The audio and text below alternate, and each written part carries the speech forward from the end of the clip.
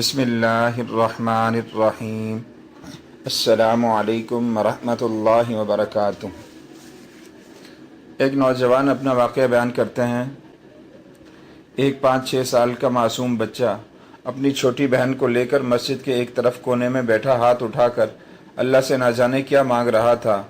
कपड़े में मैल लगी हुई थी मगर निहायत साफ। इसके नन्हे नन्हे से गाल आंसुओं से भीग चुके थे। बहुत से लोग इसकी तरफ मुतवज्जे हुए और बिल्कुल बेखबर अपने अल्लाह से बातों में लगा हुआ था।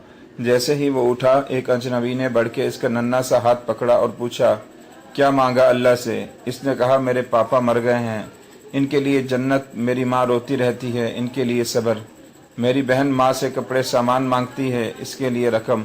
आप स्कूल जाते हैं? अजनबी ने सवाल किया। हाँ, जाता हूँ। इसने कहा, किस क्लास में पढ़ते हो? अजनबी ने पूछा। नहीं अंकल, पढ़ने नहीं जाता, माँ चने बना देती है, वो स्कूल के बच्चों को फ़रोख्त करता हूँ। बहुत सारे बच्चे मुझसे चने खरीदते हैं, हमारा यही काम धंधा है। बच्चे का एक एक लफ्ज़ मेरी रूह में उतर रहा था। तुम्हारा कोई रिश्तेदार? न चाहते हुए भी अजनबी बच्चे से पूछ बैठा। पता नहीं, माँ कहती है गरीब का कोई रिश्तेदार नहीं होता। माँ झूठ नहीं बोलती, पर अंकल मुझे लगता है मेरी माँ कभी कभी झूठ बोलती है। जब हम खाना खाते हैं हमें देखती रहती है। जब कहता हूँ माँ आप भी खाओ तो कहती है मैंने खा लिया। इस वक्त लगता है झूठ बोलती है। बेटा, अगर तुम्हारे घर का खर्च मिल जाए तो पढ़ाई करोगे? बिल्कुल नहीं। क्यों? तालीम हासिल करने वाले गरीबों से नफ़रत करते हैं अंकल। हमें किसी पढ़े हुए ने कभी नहीं पूछा, पास से गुजर जाते हैं। अजनबी हैरान भी था और परेशान भी।